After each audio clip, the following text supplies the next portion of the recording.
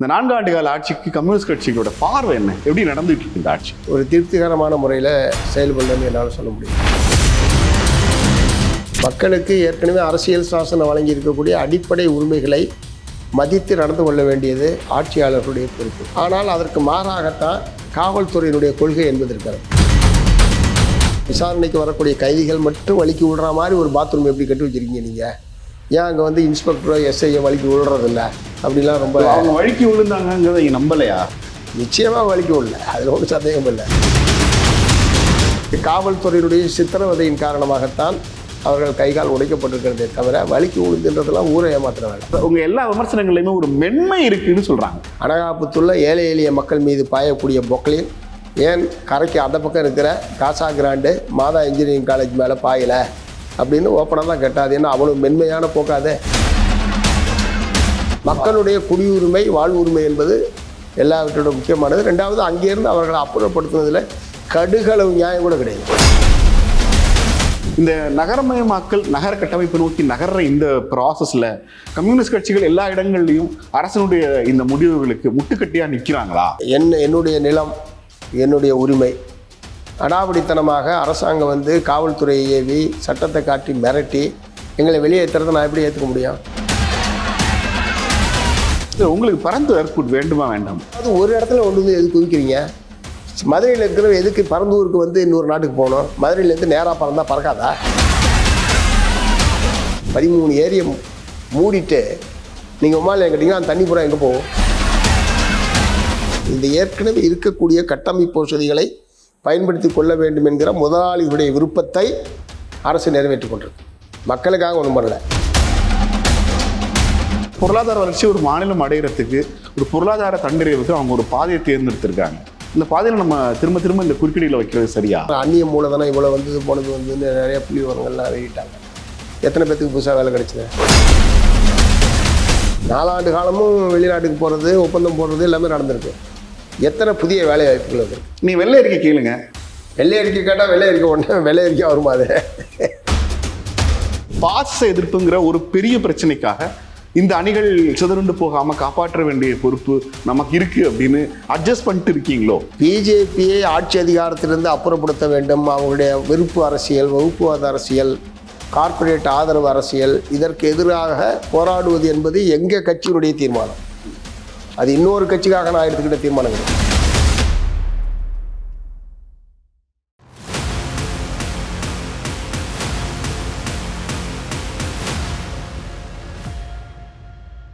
உன்னிடைய நேயர்களுக்கு வணக்கம். Marxist communist கட்சியின் மாநில செயலாளர் திரு சண்முகம் அவர்களோடு வணக்கம் சார். வணக்கம். ஆட்சிக்கு வந்து ஒரு 4 ஆண்டுகள் அவங்க நிறைவு செஞ்சிருக்கிறாங்க. தோழமை கட்சியா அவங்களோட கூட இருக்கிறது, அவங்களுடைய எல்லா திட்டங்களுக்கும் உறுதுணையா இருக்கிறதுங்கிறதெல்லாம் தாண்டி இந்த 4 ஆண்டு கால ஆட்சிக்கு கம்யூனிஸ்ட் கட்சிகளோட பார்வை என்ன? எப்படி நடந்துட்டு இருக்கு இந்த ஆட்சி? இல்லை, ஒரு முதலாளித்துவ கட்சியினுடைய ஆட்சி என்கிற முறையில் ப்ளஸ்ஸு மைனஸ் ரெண்டுமே தான் இருக்க தான் செய்யும். இப்போ அவங்க வந்து தேர்தல் நேரத்தில் கொடுத்த பல வாக்குறுதிகளை நிறைவேற்றியிருக்காங்க. இன்னமும் பல இது நிறைவேற்றப்பட வேண்டியவைகள் இருக்குது. அதே நேரத்தில் நாங்கள் எங்களை போன்றவர்கள் அல்லது உழைப்பாளி மக்களுடைய எதிர்பார்ப்புகள் என்பது இதற்கு அப்பாற்பட்டு ஒன்று இருக்குது. இப்படி தான் அதை வந்து மதிப்பீடு செய்ய வேண்டியிருக்கு. அதனால் அவங்க கொடுத்த வாக்குறுதிகளை அவங்க நிறைவேற்றணும்.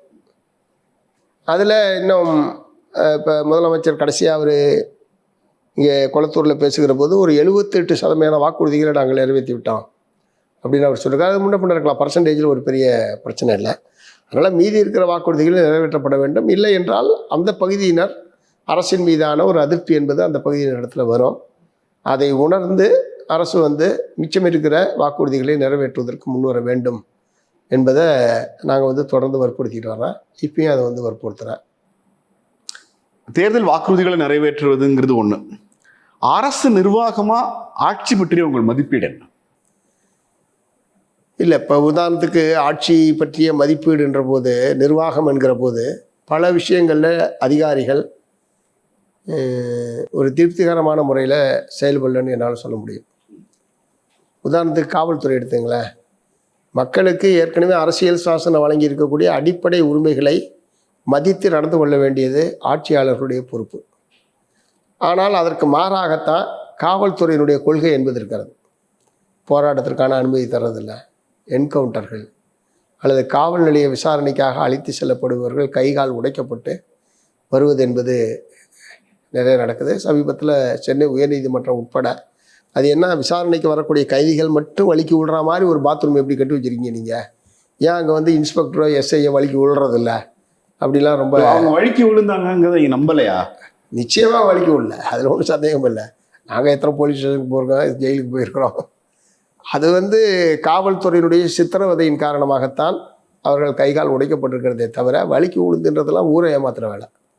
அதனால் அதை வந்து நாங்கள் அவ்வளோ ஏற்றுக்கல. இதெல்லாம் வந்து சட்டத்துக்கு விரோதமானது.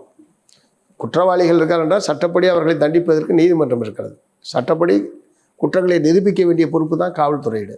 அதற்கு பதிலாக 3ஆம் தரமான வழிமுறைகளை கடைபிடிப்பது என்பது காட்டுமிராண்டி காலத்தில் இருந்து இருக்கக்கூடிய ஒரு வழிமுறையை இப்போ இருக்கக்கூடிய காவல்துறை அதிகாரிகள் பயன்படுத்தி கொண்டிருக்கிறார். மிக மிக சட்ட விரோதமானது, தவறானது.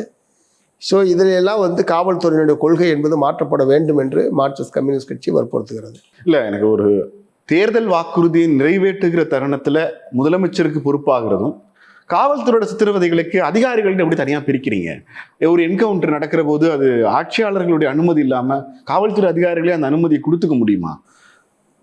இல்லை இல்லை, நீங்க ரொம்ப விலகி இருக்கீங்களோ அப்படின்னு கேட்குறேன். இல்லை இல்லை, விலகியெல்லாம் நாங்கள் ஒன்றும் இல்லை. காவல்துறை கொள்கையை மாற்றணும்னா அரசாங்கம் நினைக்காம இப்படி மாற்ற முடியும்? காவல்துறையினுடைய கொள்கை மாற வேண்டும் என்று நான் சொல்கிறேன்னா அரசாங்கம் நினைச்சா தான் மாற்ற முடியும், அதிகாரிகள் நினைச்சா எப்படி மாற்ற முடியும்? அதனால் முதலமைச்சருக்கு வைக்கிற கோரிக்கை தான் அது. அதனால் அது முதலமைச்சரை தனியாகவும் அதிகாரிகளை தனியாகவும் நான் வந்து பார்க்கல. பட் ஒவ்வொரு சம்பவத்துக்கும் முதலமைச்சர் பொறுப்பானு கேட்டால் நிச்சயமாக இல்லைன்னு என்னால் சொல்ல முடியும். ஒருத்தனை கைகால் உடையிறதுக்கு அது வந்து ஒரு குறிப்பிட்ட விசாரணைக்கு இது கைகால் உடையிறதுக்கு முதலமைச்சர் சொல்லி தான் உடைச்சாங்கன்னு. அதனால தான் காவல்துறையுடைய கொள்கையில் மாற்ற வேண்டும்னு சொல்கிறோம். இதெல்லாம் இப்படி சட்டவிரோதமான ஒரு ஏழை மாணவி உயர்கல்வி நிறுவனத்தில் படிக்க போறதுக்கு முதலமைச்சர் பொறுப்பு, எங்கோ ஒரு சிறைச்சாலையில ஒருத்தருடைய கைகால் உடையறதுக்கு முதலமைச்சர் பொறுப்பு இல்லைன்னு புரிஞ்சுக்கலாமா? முதலமைச்சர் பொறுப்பு இல்லைன்னு நம்ம சொல்லல. சம்பவம் நடந்த பிறகாவது சம்பந்தப்பட்ட அதிகாரிகள் மீது அவங்க வந்து நடவடிக்கை எடுத்திருக்கணும். முதலமைச்சர் பொறுப்பு இல்லைன்னு எப்படி சொல்ல முடியும்? இங்கே நடக்கிற எல்லாத்துக்குமே முதலமைச்சருக்கு பொறுப்பு இருக்கிறது. நல்லது நடந்தாலும் பொறுப்பு இருக்கிறது, கெட்டது நடந்தாலும் பொறுப்பு இருக்கிறது. நல்லது நடந்தால் முதலமைச்சர் பொறுப்பு, கெட்டது நடந்தால் வேற யாரோ பொறுப்புன்னு எப்படி சொல்ல முடியும்? நல்லது நடந்ததற்கு எவ்வளவுக்கு எவ்வளவு அவர்களுக்கு அந்த கிரெடிட் இருக்கிறதோ அதே அளவுக்கு தமிழ்நாட்டில் நடக்கக்கூடிய சட்டவிரோதமான இது போன்ற செயல்களுக்கும் அவர்கள் பொறுப்பேற்கத்தான் வேண்டும். அதுல எனக்கு ஒன்றும் மாறுபட்ட கருத்து கிடையாது. இல்லை, ஒரு 4 ஆண்டுகளில் இந்த மாதிரியான சம்பவங்கள் நடக்கிற போது நீங்கள் நிறைய முறையிடுறீங்க, போராட்டங்கள் பண்ணுறீங்க, முதலமைச்சரோட கவனத்துக்கு கொண்டு போகிறீங்க. இந்த 4 ஆண்டுகளில் ஏதாவது ஒரு துறையில் ஓரளவுக்கான முன்னகர்வாவது இருக்கா? ஏன்னா ஒரு கவர்மெண்ட் மிஷினரியை 5 ஆண்டுகளுக்குள்ளே மாற்றிட முடியாது. ஆனால் நீங்கள் ஒரு கோரிக்கை வைக்கிறீங்க, அந்த கோரிக்கைக்கு அரசு செவிமடுத்து அதுக்கு ஒரு நிரந்தர தீர்வு கொடுக்குற மாதிரியான ஏதாவது ஒரு முன்னகர்வு நடந்திருக்கா? இல்லை, ஒரு நிரந்தர தீர்வுன்ற மாதிரியான தன்மையில் அவங்களால போக முடியாது. ஏன்னா இப்போ அவங்களுக்குன்னு சில பாலிசி இருக்குது. அது ஒரு பிரதேச முதலாளித்துவ கட்சி என்கிற முறையில் அவர்களுடைய கொள்கை வேறு. அவங்க வந்து இன்னைக்கு திமுகவாக இருந்தாலும் தாராளமய பொருளாதார கொள்கையை தான் தொடர்ந்து கடைபிடிக்கிறாங்க. பொருளாதார கொள்கையை பொறுத்த வரைக்கும் அவங்க பொருளாதார கொள்கை, தாராளமய பொருளாதார கொள்கையை தான் அவங்க கடைபிடிக்கிறாங்க. அதில் எங்களுக்கு முற்றிலும் உடன்பாடு கிடையாது. அதனுடைய விளைவு தான் சாம்சங். சங்கம் வைக்கிறதுக்கே, சங்கத்தை பதிவு பண்ணுறதுக்கே, சங்கத்தை வைக்கிறது கூட கிடையாது, சங்கத்தை பதிவு ஜஸ்ட் ரெஜிஸ்ட்ரேஷன், அதற்கே ஒரு நீடித்த போராட்டத்தை நாங்கள் வந்து நடத்த வேண்டியது. அதுக்கப்புறம் அதுக்கான அங்கீகாரத்துக்கு அதுக்கப்புறம் ஒரு நீடித்த போராட்டம் இருந்தது. இப்போ தான் அது ஒரு வகையான செட்டில்மெண்ட்டுக்கு ஒரு நீடித்த போராட்டத்துக்கு பிறகும் விவசாய தொழிலாளிகளுடைய உறுதியான வேறு வழி இல்லை என்கிற அளவுக்கு நிர்வாகத்தை கொண்டு போய், அரசு நிர்வாகத்தையும் சாம்சங் நிர்வாகத்தையும் கொண்டு போய் நிறுத்தினதுக்கு பிறகு தான் இப்போ ஒரு உடன்பாடு என்பது ஏற்பட்டிருக்கு. இதெல்லாம் சாதாரணமாக சட்டப்படியாக அந்த தொழிலாளிகளுக்கு வழங்க வேண்டிய உரிமைகள், கருணை அல்ல, உரிமைகள். அதை பெறுவதற்கே இவளை நீடித்த போராட்டம். ஆகவே அவங்களுடைய கொள்கை வேறு, எங்களுடைய உழைப்பாளி மக்கள் நலன் சார்ந்த கொள்கைகள் என்பது வேறு. இதில் எல்லாம் எங்களுக்கு மாறுபட்ட இது இருக்க தான் செய்யுது. நம்ம இன்னும் எத்தனை நான் இப்படி கீழே டிஃபைன் பண்ணுறேன். மத்தியில் மோடி ஆட்சிக்கு இருக்கிற வரைக்கும் நமக்கு வேற வழி கிடையாது. பாச எதிர்ப்புங்கிற ஒரு பெரிய பிரச்சனைக்காக இந்த அணிகள் சிதறுண்டு போகாம காப்பாற்ற வேண்டிய பொறுப்பு நமக்கு இருக்கு அப்படின்னு அட்ஜஸ்ட் பண்ணிட்டு இருக்கீங்களோ? இல்ல, பிஜேபியை ஆட்சி அதிகாரத்திலிருந்து அப்புறப்படுத்த வேண்டும். அவங்களுடைய விருப்பு அரசியல், வகுப்புவாத அரசியல், கார்ப்பரேட் ஆதரவு அரசியல், இதற்கு எதிராக போராடுவது என்பது எங்க கட்சியினுடைய தீர்மானம்.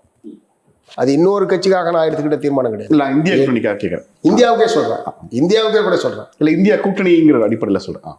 இல்லை, இந்தியா கூட்டணி என்பது சார் 2024 நாடாளுமன்ற தேர்தலுக்காக உருவாக்கப்பட்டது.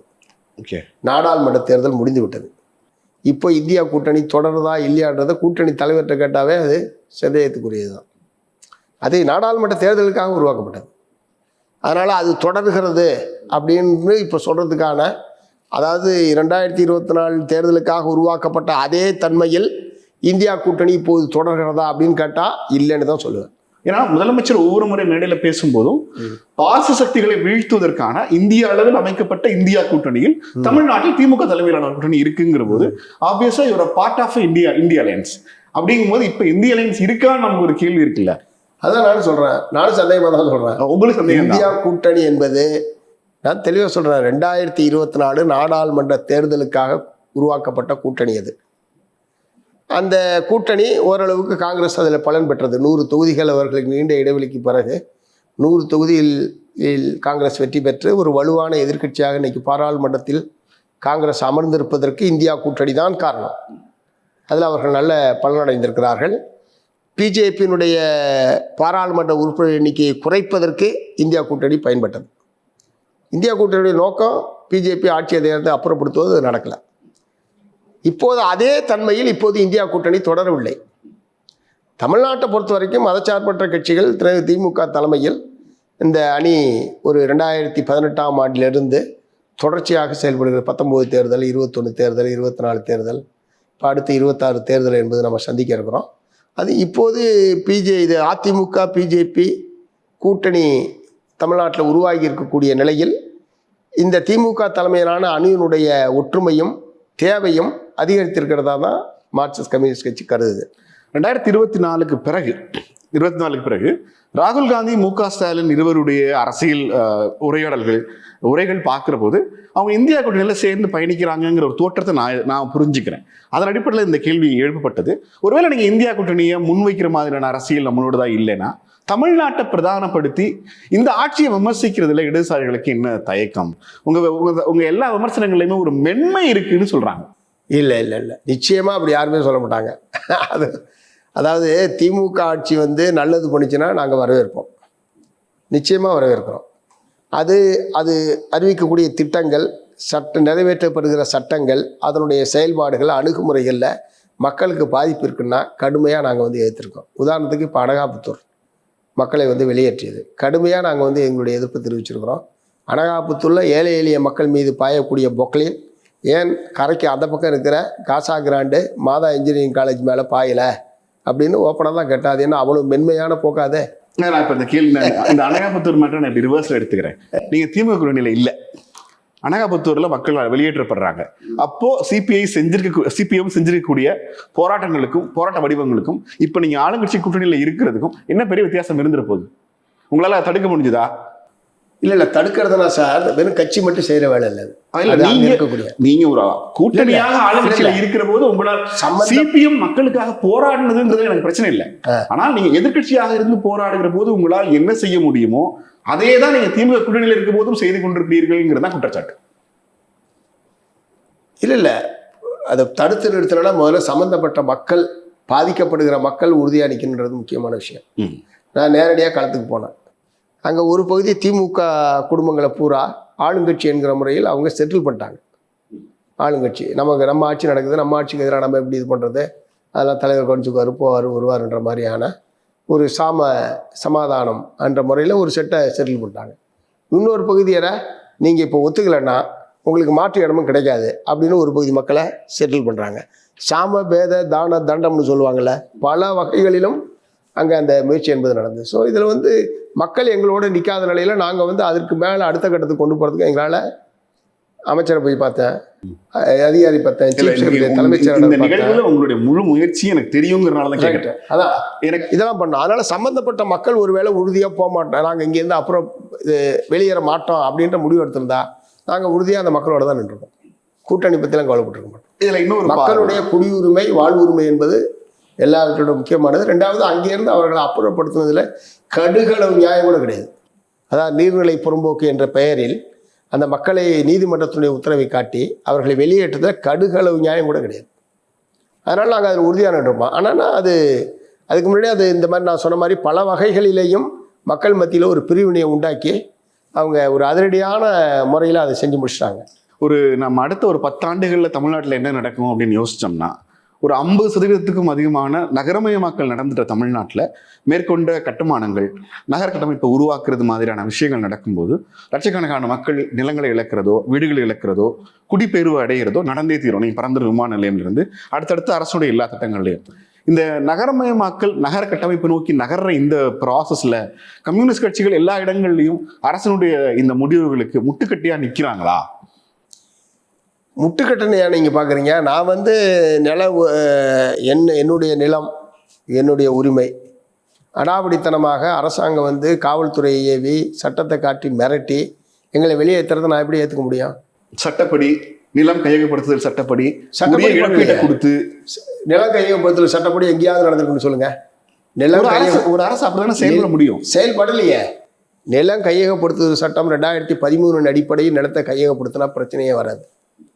அவங்க அப்படி பண்ணுறதில்ல. மாறாக இப்போ பரந்தூர் எடுத்துங்களேன், 2013ஆம் ஆண்டு சட்டப்படி அவங்க ஒன்றும் நிலத்தை கையகப்படுத்தலையே. 1997ஆம் ஆண்டு அந்த சட்டத்தின்படி அவங்க கையகப்படுத்துகிறாங்க. ஏன்னா 2013 படி சட்டத்தில் படி கையெழுத்துப்படுத்தணும்னா இவங்களாம் கையகப்படுத்த முடியாது. கூடுதல் மதிப்பு கொடுத்து அவன் வழிகள் பணம் மட்டும் இல்லை, 70% மக்கள் ஒப்புதல் கொடுத்தா தான் நிலத்தையே கையகப்படுத்த முடியும்.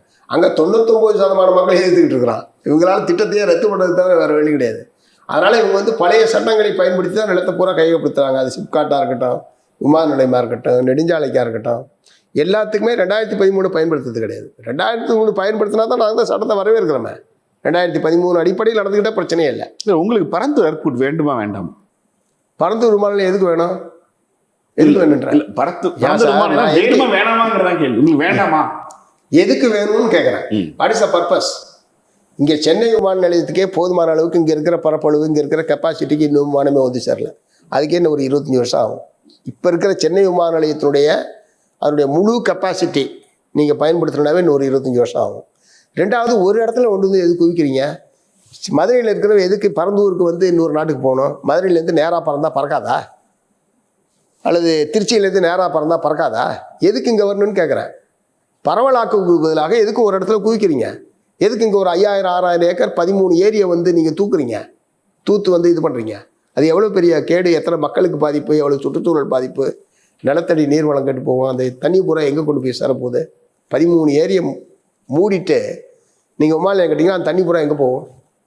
பெய்கிற மழை நீர் பெய்யும், அங்கே தான் பெய்யும். அந்த தண்ணி எங்கே போகும்? இவங்க மேலே குடிச்சிட போகிறாங்களா எல்லாத்தையும்? இல்லை டேங்கில் அடைக்க போகிறாங்களா? எல்லாமே சென்னைக்கு தானே வரும். அதை விட்டு அங்கே தானே வரணும், வேறு எங்கே வழி இருக்கு? அதனால் அது மிகப்பெரிய கேடு. நான் சொல்ல விரும்புகிறது, எதுக்கு இன்னொரு விமான நிலையன்றேன்.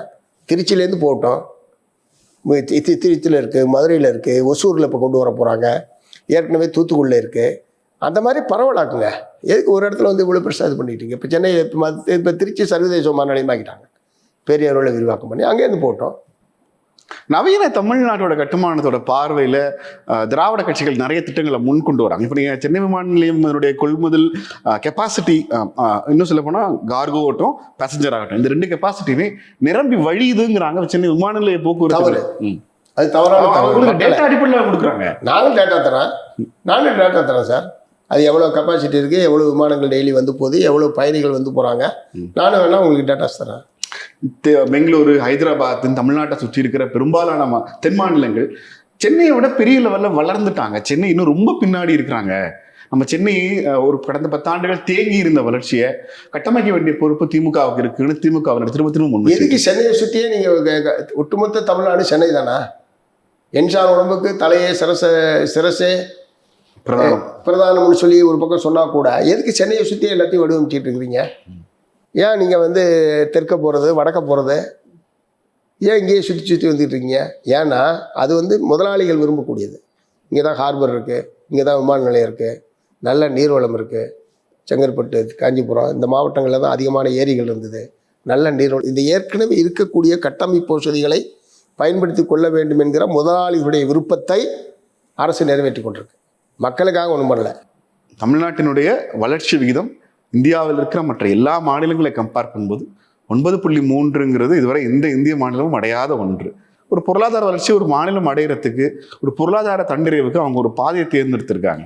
இந்த பாதையில நம்ம திரும்ப திரும்ப இந்த குறுக்கீடுகளை வைக்கிறது சரியா? எந்த பாதையாக இருந்தாலும் அது இந்தியாவினுடைய தமிழ்நாட்டினுடைய பெரும்பகுதியான மக்களுக்கு எந்த வகையில் பயன்படுது? பெரும்பான்மை மக்களுக்கு வேலை வாய்ப்பு. இப்போ நான் சொல்கிறேன், அந்நிய மூலதனம் இவ்வளோ வந்தது போனது வந்துன்னு நிறைய புள்ளி விவரங்கள்லாம் வெளியிட்டாங்க.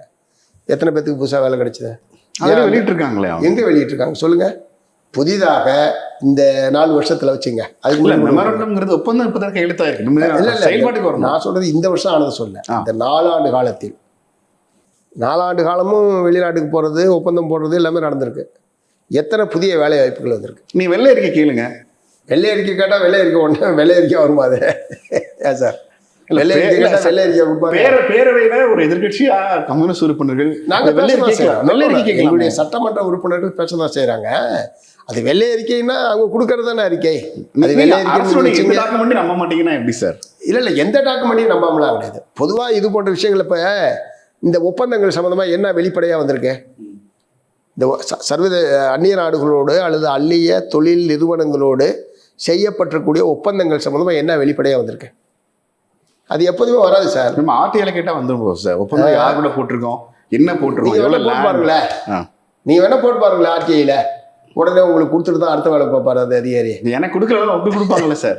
ஏன் கொடுக்க மாட்டாங்க? அது எங்களுக்கு தான் சுத்தமாக கொடுக்க மாட்டாங்க. உங்களுக்கு அது கொடுப்பாங்க, யாருன்னு தெரியலன்னு கொடுப்பாங்க. எங்களுக்கு சுத்தமாக கொடுக்க மாட்டாங்க. இல்லை, நீ தமிழ்நாட்டில் கம்யூனிஸ்டுகளுடைய அரசியல் பார்வைங்கிறது இந்த திராவிட கட்சிகளுடனான கூட்டணிங்கிறத தாண்டி வேற எதுவா இருக்க முடியும்? இல்லை, 2 கூட்டணிகள்ல ஏதோ ஒரு கட்சியில இருக்கீங்க, அவங்க ஆட்சிக்கு வர்றாங்க, அவங்க கூட்டணியில இருந்து விமர்சிக்கிறீங்க, எதிர்கட்சியா இருந்து விமர்சிக்கிறீங்க. ஆனா இது சாத்தியமாகிறது, செயல்பாட்டுக்கு வர்றதுங்கிறதுல ஒரு பெரிய சிக்கல் இருந்துகிட்டே இருக்கு. இல்லை தமிழ்நாட்டில் மார்க்சிஸ்ட் கம்யூனிஸ்ட் கட்சியை ஒரு பலமான கட்சியாக வளர்த்தெடுக்க வேண்டும். கட்சியினுடைய பலத்தை சொந்த பலத்தை அதிகரிக்கணும் என்பது எங்களுடைய தீர்மானம். அடுத்து இடதுசாரி ஜனநாயக ஒரு அணியை உருவாக்குவது, இடதுசாரி ஜனநாயக அணியை உருவாக்குவது என்பது எங்களுடைய அடுத்த திட்டம்.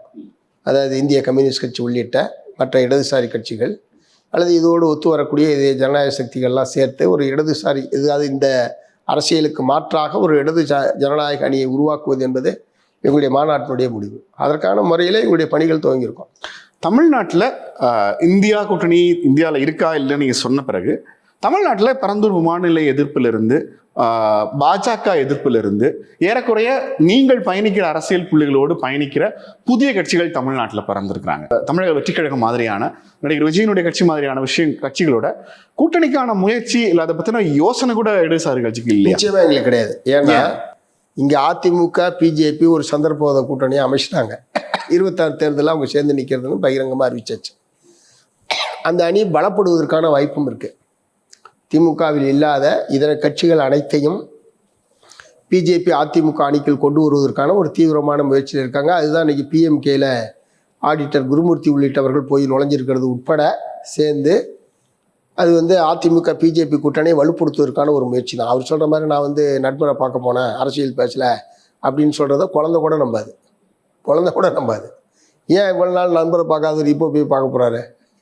அதனால் அது அந்த அணி ஒரு வலுவான அணியாக அவங்க வடிவமைப்பதற்கு, வலுவான அணியை கட்டமைப்பதற்கான ஒரு தீவிரமான முயற்சி இருக்காங்க. அதுதான் அடிக்கடி அமித்ஷா உள்ளிட்டவர்களாக போகிறதெல்லாம். அதனால் அது ஒரு 26 தேர்தலில் ஒரு வலுவான அணியை எதிர்த்து தான் திமுக அணி போட்டியிட வேண்டிய ஒரு கட்டாயம் இருக்கிறது. அந்த வகையில் அது அதிமுக பிஜேபி கூட்டணின்னு சொன்னால் கூட அது இயல்பாக தப்பித்தவறி ஏதாவது ஒரு சில கொஞ்சம் கூடுதலான இடங்களில் அவங்களை வெற்றி பெற்றால் அது பிஜேபி ஆட்சியாக இருக்குமே தவிர அதிமுக ஆட்சியாக நிச்சயமாக இருக்காது. பிஜேபி ஆட்சி அதிகாரத்தில் அமருவது என்பது அல்லது பிஜேபி அதிமுக கூட்டணி ஆட்சி அதிகாரத்தில் அமருவது என்பது ஒட்டுமொத்த தமிழகத்தினுடைய எதிர்காலத்துக்கு மிகப்பெரிய கேடு.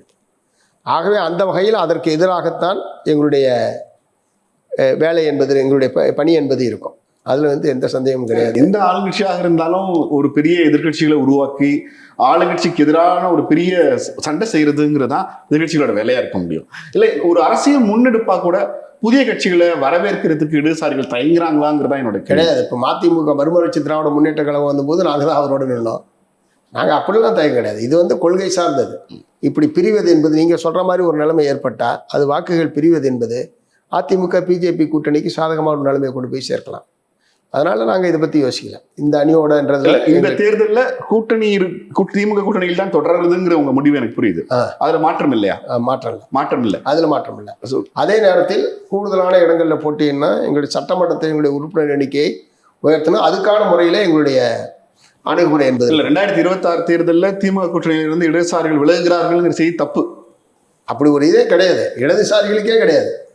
எங்களுக்கு மட்டும் சொல்லலாம், சிபிஎம்க்கு மட்டும் சொல்லல, சிபிஐக்குமே இல்லைங்க, சிபிஐக்குமே இல்லை, இப்ப இடதுசாரிகளுக்கே இல்லை. கூட்டணியை விட்டுருங்க, தாவேகாவினுடைய வருகையை எப்படி பார்க்குறீங்க? ஒரு 2 திராவிட கட்சிகளுக்கு மாற்றா பாஜக இங்க வளரணும்னு நினைச்சிட்டு இருக்கிற போது இன்னொரு புதிய கட்சி பாஜகவை தனது கொள்கை எதிரி அப்படின்னு சொல்லிட்டு வராங்க. உங்களோட மதிப்பீடு என்ன? இல்ல நடிகர்களுடைய கட்சிகளுக்கு தொடக்கத்தில இருந்து ஆதரவு கொடுத்த கட்சிகள் இடதுசாரி கட்சிகள்ங்கிறனால? இல்லை, அதாவது நண்பர் விஜய் அவர்களை பொறுத்தவரை இப்போதான் துவக்கியிருக்காரு. அவருக்கு என்ன இருக்கு ஏதுன்றதே அவருக்கே தெரியாது. அதனால இப்போதான் துவங்கியிருக்காங்க. அவங்க என்ன எந்த தேர்தலையுமே சந்திக்கல. கட்சி துவங்கினது நம்ம கொள்கைகளை எப்படி பார்க்குறீங்க?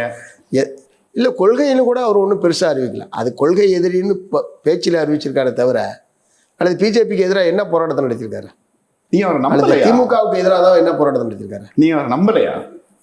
நம்பல. என்ன நடத்திருக்காரு அவர்? சில அதாவது முகவர்கள் கூட்டன்ற மாதிரி ஏதோ ஒன்று நடத்தினார். அப்புறம் ஒரு மாநாடு நடத்தினார். இப்போ தேர்வில் வெற்றி பெற்ற மாணவர்களுக்கு சில உதவிகள் என்பதை தாண்டி அவருடைய அரசியல் பணி அப்படின்னு என்ன இருக்கு சொல்லுங்க? ஏதாவது ஒன்று சொல்லுங்க, அல்லது அவர் கேட்டுக்கொள்ள சொல்லுங்க. அவர் அரசியல் பணி 5 பேரை தங்களது கொள்கை தலைவர்கள்னு சொல்லியிருக்கிறாரு. அம்பேத்கர், பெரியார், அதெல்லாம் நீங்க நாங்கள் ஒன்று தான். அம்பேத்கர் நாங்கள் என்ன வெறுக்கிறோமா? பெரியார் நாங்கள் என்ன வெறுக்கிறோமா? இதெல்லாம் பொதுவானது சார். இப்போ அம்பேத்கர் கொள்கைன்னு சொல்றீங்களே, இப்போ வடநாட்டில் அவ்வளோ பெரிய சாதி மோதல் நடந்தது, என்ன பண்ணார் விஜய்? ஒரு உதாரணத்துக்காக கேட்குறேன். எங்க களத்தில் என்ன பண்ணாரு? களத்துக்கே போகாத ஒரு தலைவராகத்தான் இன்றைக்கு வரைக்கும் விஜய் அவர்கள் இருக்கிறார்கள். என்ன நடந்தாலும் அவர் களத்துக்கு வரமாட்டார் அப்படின்றவரை நம்பி நீங்கள் அவரை பற்றி மதிப்பீடு என்னன்னு என்கிட்ட கேட்குறீங்க. எப்படி அவரை பற்றி நான் மதிப்பிடுறது? களத்துக்கு செல்லாத தலைவர் அப்படின்னு நான் மதிப்பிட்டுமா? அதனால் அவங்க களத்துக்கு வரட்டும். இல்லை, ஒரு புதிய தலைமுறை வாக்காளர்கள் உள்ளே வந்திருக்காங்க. அவங்க ஒரு நவீன தமிழ்நாட்டுக்கான அரசியல் அவர் பேசல. இல்லை, அவர் ஒரு தலை சிறந்த நடிகர். நீண்ட காலமாக தமிழக சினிமா துறையில் ஒரு கோலைச்சக்கூடிய ஒரு கதாநாயகனாக இருந்திருக்காரு. அதனால் அவருக்கான ஒரு ஃபாலோவர்ஸ் ஒரு செட்டு தமிழ்நாட்டில் அரசியலுக்கு வருவதற்கு முன்பாகவே இருந்திருக்காங்க. அதனுடைய தொடர்ச்சி இப்போ அவங்கள பின்பற்றுறாங்க. அது ஒன்றை வச்சுக்கிட்டு மட்டுமே நாம் அவர் ஒரு மாற்றாக இருப்பார் அப்படின்ற ஒரு முடிவுக்கு நம்ம வர முடியாது. இப்போ இந்த முடிவுகள் நம்ம மக்கள் நல கூட்டணி உருவாக்கும் போது எங்கே சார் போச்சு? விஜயகாந்த் தலைமையில் மக்கள் நல கூட்டணி நம்ம உருவாக்குகிற போது விஜயகாந்தோட கொள்கை என்ன சொல்லுவோம்? ஒரு நிமிஷம் கேளுங்க. விஜயகாந்த் தலைமையில் நாங்கள் மக்கள் நல கூட்டணி உருவாக்கல. மக்கள் நல கூட்டணி ஏற்கனவே செயல்பட்டு கொண்டு இருந்தது. கடைசியாக திரு விஜயகாந்த் அவர்கள் தேர்தல் நேரத்தில் சேர்ந்துக்கிட்டாரு. அதனால மக்கள் நல கூட்டணி உருவாக்கணும். முதலமைச்சர் வேட்பாளர் விஜயகாந்த். அதான் அது தேர்தல் நேரத்தில். அதுக்கு முன்னாடியே இந்திய கம்யூனிஸ்ட் கட்சி, மார்க்சிஸ்ட் கம்யூனிஸ்ட் கட்சி, விடுதலை சிறுத்தைகள், மறுமலர்ச்சி திராவிட முன்னேற்ற கழகம், இது 4ம் சேர்ந்து மக்கள் நல கூட்டணி என்பது பயணம் செய்து கொண்டிருந்தது. கடைசி நேரத்தில் விஜயகாந்த் அவர்களும் வாசன் அவர்களும் கடைசி நேரத்தில் சேர்ந்தாங்க.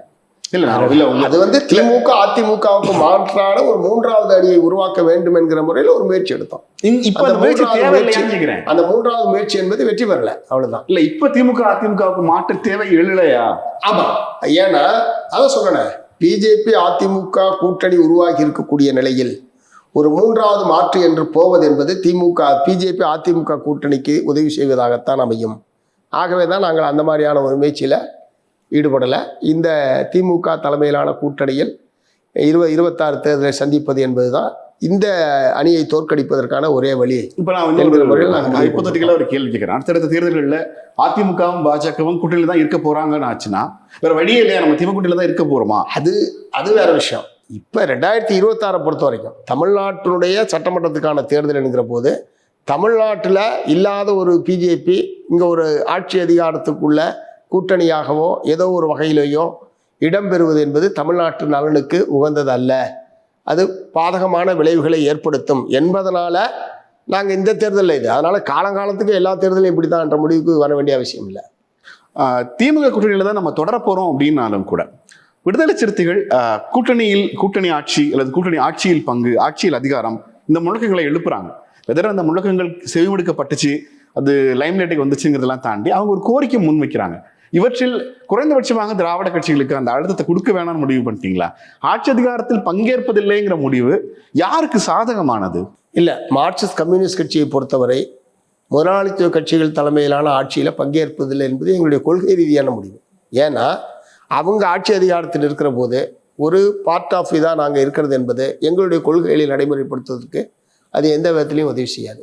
பெரும்பான்மை முடிவு அமைச்சரவையினுடைய கூட்டு முடிவுக்கு அவங்க எடுக்கக்கூடிய எல்லா விதமான முடிவுகளுக்கும் உட்படுத்திக் கொள்ள வேண்டிய கட்டாயம் தான் எங்களுக்கு ஏற்படும். ஒரு தொழிலாளி வர்க்க கட்சி என்கிற முறையில் அது தொழிலாளி வர்க்க நலனுக்கு எதிராக இருந்தாலும் அமைச்சரவையினுடைய கூட்டு முடிவு என்கிற முறையில் உட்படுத்திக் கொள்வது என்பது தொழிலாளி வர்க்க நலனுக்கு எதிரானது, கட்சியினுடைய நலனுக்கு எதிரானது. ஆகவே சிபிஎம்ஐ பொறுத்தவரை இந்த மாதிரியான முதலாளித்துவ கட்சிகளுடைய அமைச்சரவையில் கூட்டணியில் பங்கேற்பதில்லை, ஆட்சி அதிகாரத்தில் பங்கேற்பதில்லை என்பது எங்களுடைய முடிவு. விடுதலை சிறுத்தைகள் அவர்களுடைய கொள்கை வேறாக இருக்கலாம், அதனால் அவங்க வந்து அதை கேட்குறாங்க. அது கேட்கறதுக்கான உரிமை அவர்களுக்கு இருக்குது.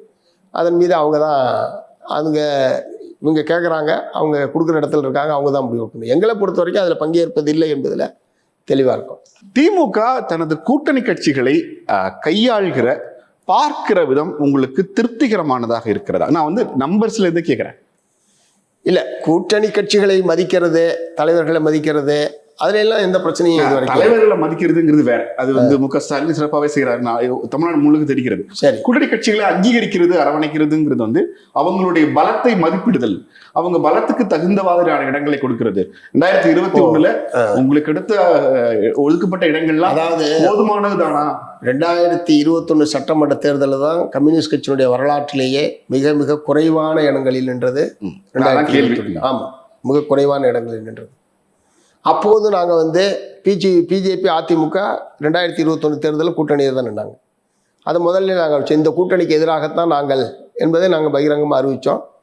நாங்கள் வந்து கூடுதல் இடங்களுக்கான ஒரு தொடர் போராட்டத்தை நடத்தணும். நாங்கள் தான் கடைசியாக கையெழுத்து போட்டது, உங்களுக்கு ஞாபகம் இருக்குமான்னு தெரில. கூட்டணி கட்சிகள்லேயே கடைசியாக கையெழுத்து போட்டது சிபிஎம் தான்.